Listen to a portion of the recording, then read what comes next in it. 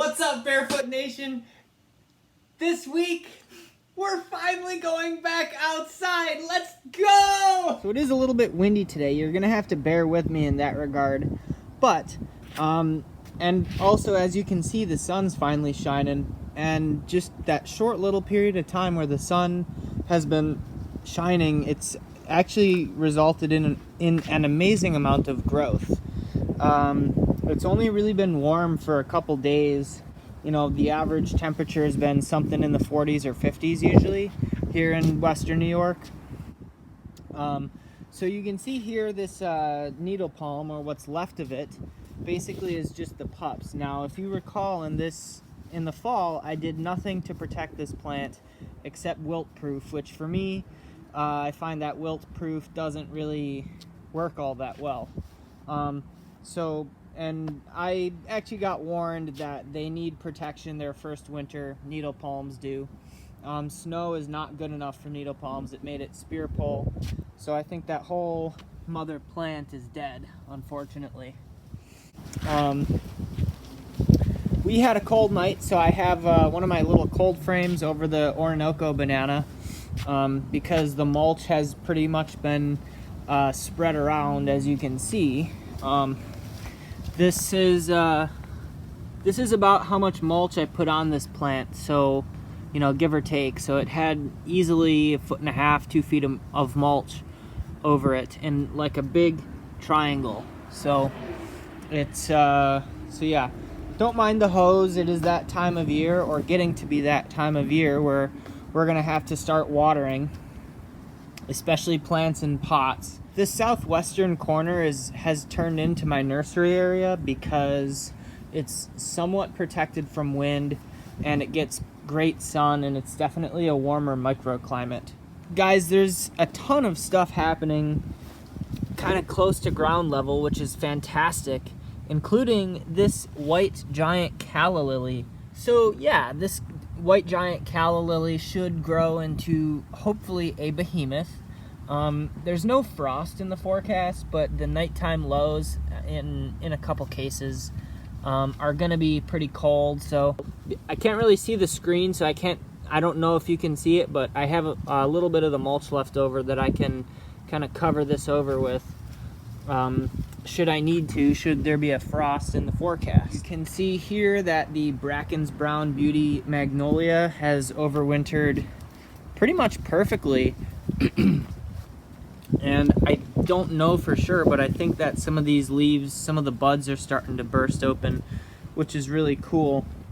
A genus that I really love are the Aesculus, and so the buckeyes and horse chestnuts, but particularly the American native buckeyes are absolutely beautiful.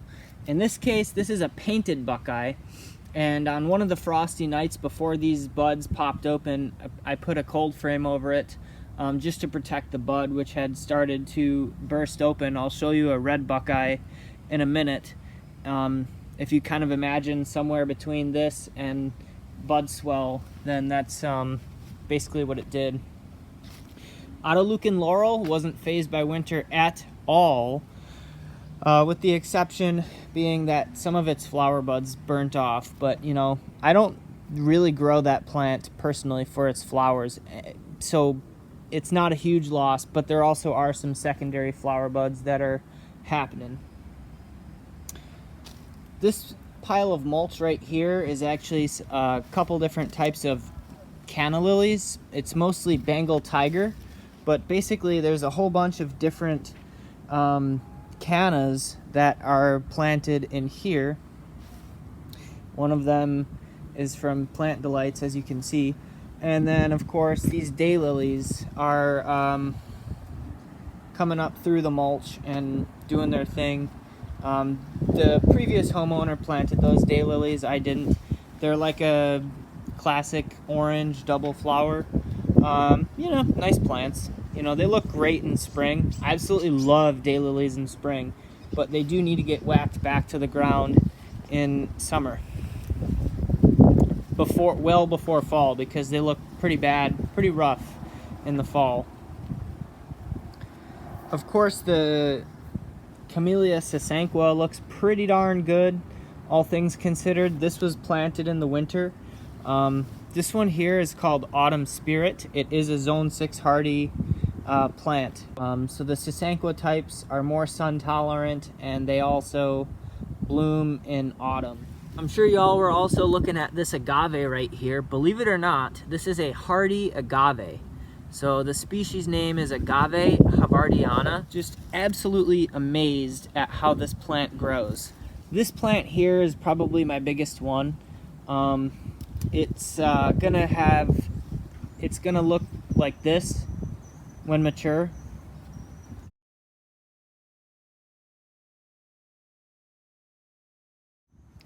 And yeah, so you can see also that I planted one of the agaves in the ground. Guys, there is so much life going on right now. One of the most notable plants that I'm super excited about, like I can't believe how tough this plant is this plant right here. This is actually a flaming torch ginger lily. So I planted it in a really warm microclimate, and basically this plant was, if any of you guys are familiar with Tropical Plant Party, I'm sure that you are. Jeff's been growing these for years, and so I managed to snag a piece off of eBay. This is what it looks like during the summer. I actually should use a picture off his channel because his are flowering age.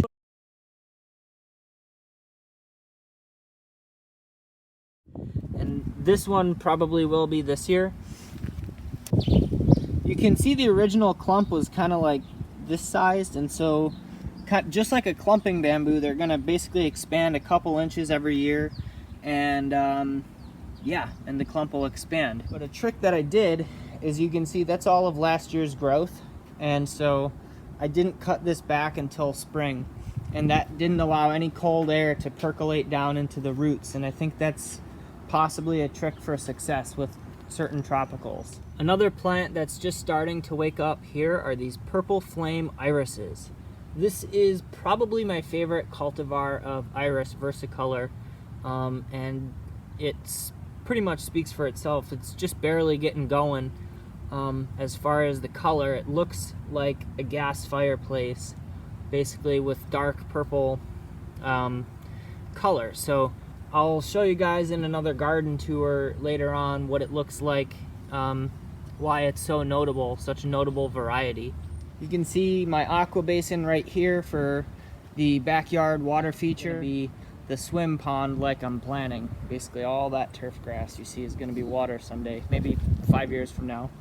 So you can also see here on my berm, which I created as a result of digging in that aqua basin, you can see all these tulips that are growing here. Now, my yard doesn't look that wet right now, but it is a pretty wet property. It's just heavy unamended clay, or all that compost hasn't really soaked in all that deep yet, so the water just sits right on top. But the reason it's relevant is because tulips don't like wet soil. So what I did is, before I dug the hole for the aqua basin, which was in February, I actually just took these tulip bulbs and kind of put them on the ground, and then I piled the soil on top, and you can see that that actually worked pretty well as far as getting them, planted. Also, the Georgian Speedwell ground cover, I have 3 of these, are starting to do their thing, as are the Louisiana irises. Yucca Bright Edge looks really good. The Pregans viburnum does not, that particular one. This one looks okay, much better. Not really sure, probably root rot. Again, wet soil. This is really the first time that the soil is drying out, so that's really tough on plants that like good drainage. And obviously there's a lot more that's still asleep at this point of the year, so as plants come up, I will be doing a lot more garden tours. Basically, anywhere you guys see a bamboo stick is where that's a perennial that's been marked. So really this whole area is going to come alive as temperatures stay warm. Show you all the hardy bananas, Musa boschu. These plants are so awesome. You can see the hyacinth fell over. these plants are so awesome because you just cut them back and cover them with mulch. And I mean, again, the soil was wet, so I was kind of worried about them coming back. But if you look carefully, they haven't started growing yet. But you know, the stalk, the pseudostem, is totally firm on these plants. And so, yeah, I mean, as soon as temperatures warm up consistently, they'll be pushing growth out of the center of these. It's a little bit soft, but it's a pup, that's fine. As soon as temps warm up, they'll be pushing growth out of the center of all that chaff, for lack of a better word. Again, another look at the aqua basin right off the fire pit patio, right where it should be, highly visible from every location in the yard. That's just a container with a fuchsia planted in it. I was going to use that as a water feature, but I just think the scale is off and it looks awkward. It needs something else. So I've got some plans, just like I had mentioned. I figured before I got too far along in the garden, I should show you all the other little bed, the beds, kind of the small beds, I guess, that are surrounding, that are kind of cut into the patio. You can see here all the Sedum Angelina cuttings are doing super well. They never died back at all. They never even got discolored over the winter, which is amazing. They're not growing in soil at all. They're just growing in the pea gravel, really. I mean, unless their roots got down deep enough to get into the soil, but initially there's several inches of gravel. Planted in this bed, what we can see are some pansies. Whatever mix is that's grown by, I like to go to Batting Brothers nursery. Also here you can see this is my Sable brazoriensis, and this palm was planted in March when the spring fever really set in. And the reason that's okay is because for one, Sable brazoriensis is super hardy, even as far as Sable minor is concerned. And also, two, it had been out in the garage and getting cold for most of the winter, so it's not like I was planting, you know, an unacclimated palm in the ground. And so, you know, no spear pull. Sables don't seem to spear pull as readily as they get like the foliar damage and dieback on the fronds, which is, you know, both good and bad. This here was an angel's trumpet. This growth here, it might come back from the roots. I'd give it about a, I don't know, 20% chance of coming back from the roots. There's also some giant liriope. Forgot if it's evergreen giant or some other variety, but it's a type of liriope. I have 3 of them in this bed. And also, too, there's Colocasia coal minor that may or may not come back. I don't really know. If not, I have plans for what's going to go there. And I'm actually going to plant an alocasia in this area regardless. I don't think it would be a bad idea to have kind of a small Colocasia underplanted around an alocasia. This is a wintergreen that's getting too much sun, Gaultheria procumbens. And then I had mentioned the with the painted buckeye, what it had looked like when I covered it with a cold frame. You can see here this bud, maybe. I think that's focused on the bud now. I don't know though, guys. But this is kind of what the painted buckeye bud looked like when I covered it with a cold frame. This plant is fully acclimated to the cold. It's not from the south, so this is what it should be doing normally. But again, it is right off of a concrete patio, so maybe it is actually a little bit further ahead than I would like. Also here you can see some cast iron plants. Those are going to be for customers. They're just kind of living their best life until I can go plant them out. Right here is a whole bunch of liriope. I actually didn't talk about the 2 variegated ones underneath the buckeye, but those are variegated liriope. and these are big blue right here, and then right there. And then of course there's more of those double flowering orange daylilies that the previous homeowner planted. They're gonna shade the liriope during the summertime, and then when the daylilies get cut back in the summer, once they start to look tattered, then the liriope will kind of fill in the meantime. So this is my not so seedling Weigelia, which you can see is also breaking bud, which is super exciting. I love this plant. I think it's just Weigelia Florida, so it should end up growing into a big, massive, you know, small tree, I hope. It has kind of like a nice deep pink flower and a boulder and, you know, all sorts of other stuff. Look at this maple tree growing right out of the patio. I cut it down, just kidding. So here in this little bed, you can see this is the other kind of little patio accent garden. I have some more tete-a-tete daffodils. I think that's how you pronounce that. Don't really know. Maybe they're Jetfire, I don't know. Doesn't matter. They're dwarf daffodils. And yeah, and they're doing well. They're all kind of flanking this Sable Minor McCurtain. Now, if you recall, the first video I did in this property about gardening on a blank slate, there was a needle palm here. Well, that needle palm, again, I didn't protect it, and the mother plant died back and the pups survived, but in that case, the pups were really small. So I decided to move that needle palm to right there. So that whole mother plant that you can see is going to die back, and it's going to be about a foot tall for probably 10 years. So this McCurtain palm is said to grow faster than the typical Sable Minor. I don't know how much faster is faster, but doesn't matter. I've actually had this palm since 2019. Yeah, so I've been growing this guy for quite a long time. There's all sorts of clover and snapdragon seedlings that are planted at the base. The clover's not planted, but they fix nitrogen, so that helps the palm. So I'm not gonna remove the clover, but I do chop and drop them. You can also see some nice French press grounds right here. You can work those into the mulch. Let the worms enjoy that coffee.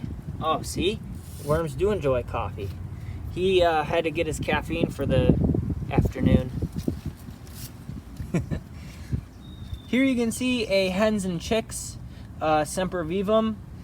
I have the tag of what variety it is, but it escapes me. If you guys know, leave it down in the comments. I'd love to remember what the heck's planted in my garden. And then just for cohesion, I have another Gaultheria procumbens, the wintergreen, right here. It's in too much sun, but it was shaded by the needle palm. Hopefully that sable grows fast enough to shade it.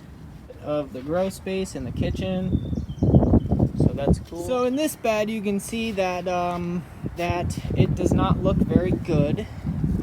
The tulips I planted those after my local springtime garden show, Plantasia.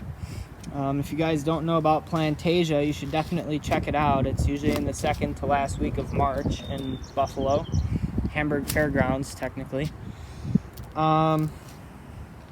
So yeah, I got these tulips for next to no money, basically, and I planted them too early because I wasn't gonna wait for real spring. So this palm was planted in actually it's almost been in the ground for 1 full year. We're gonna do the spear pull test right here live. No surprise there, Sable Minor is a tough palm. Sable does do well with protection from snow and ice. Well, not protection from ice, but you can actually pile snow on top of these palms and they will handle it just fine. So yeah, you can see that there is some discoloration on the front, the older ones in particular, but that doesn't really bother me. Hopefully it'll green up sooner than later. I need to make a mark with a Sharpie at the base of that spear right there, the new growth, just to see how much it grows in a day or a week or whatever. Got a lot of crabgrass coming up here because this all was lawn last May, believe it or not. This eucalyptus is toast. The whole top is just totally fried, unfortunately. That is a Eucalyptus neglecta, first year in the ground. So that is that Eucalyptus neglecta's first year in the ground. It got down to 0 degrees for 48 hours or so, and that's about as much cold as it saw in February. Other than that, it was like, you know, an average of like teens and 20s and, you know, pretty mild. It did get buried completely in snow during the December. Many of y'all had just a cold snap. I had 3 feet of snow and even more in drifts. So the eucalypt was totally covered during the Christmas blizzard for me. It actually compared to the one in 1977, I guess, people are saying. That's a japonica type, so you can see the difference if you remember earlier in the video. This is potted, mind you, so that's less hardy, but I guess camellias oftentimes can regrow from the base. And it wasn't outside for most of the winter, it was in the garage, so what a freaking baby. Not exactly zone 6 hardy if that dies. Another Musabostri right here. That one,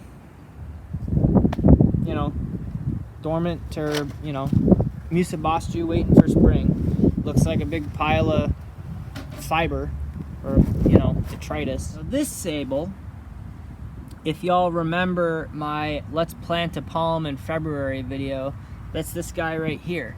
So the only damage really that it has is one old frond right there, which is pretty dang good given that I planted it out of season. So yeah, so that's cool. Behind it is a compacta inkberry. I'm excited for it to put on a new flush of growth and fill out this side a little bit more, and then also not be quite so sheared looking. I'm sure you're looking at this blue thing. This was a sky pencil holly, which died last year, and I probably added insult to injury by lighting it on fire when it was dead. But then that's kind of how you get this. So yeah, so after it died, I basically spray painted it blue. So I don't know. It's I'm actually not sure if I really like it. I think it's cooler in a container than having a blue thing sticking up out of the ground like that. But yeah, you can see here it is in fact spring because the peaches are blooming. How cool is that, guys? Like, not even the hardy or the spring flowering cherries are blooming yet, and this peach is just doing its thing, giving zero, you know, not giving any. Yeah. So contender peach, cool stuff. Another spruce facing west for windbreak. And then the thing of note that I'm going to be doing here pretty shortly is you can see all these nandinas are going to be at the edge of the lawn. This is going to be a circular kind of natural hedge. So I'm looking forward to getting all of these guys planted. Got a Bessetti bamboo, got a Haskaps right here, honeyberry, Flavoromia dogwood, which is going to contrast the one that I planted. Just kidding. So it's going to contrast the red twig with the yellow twig.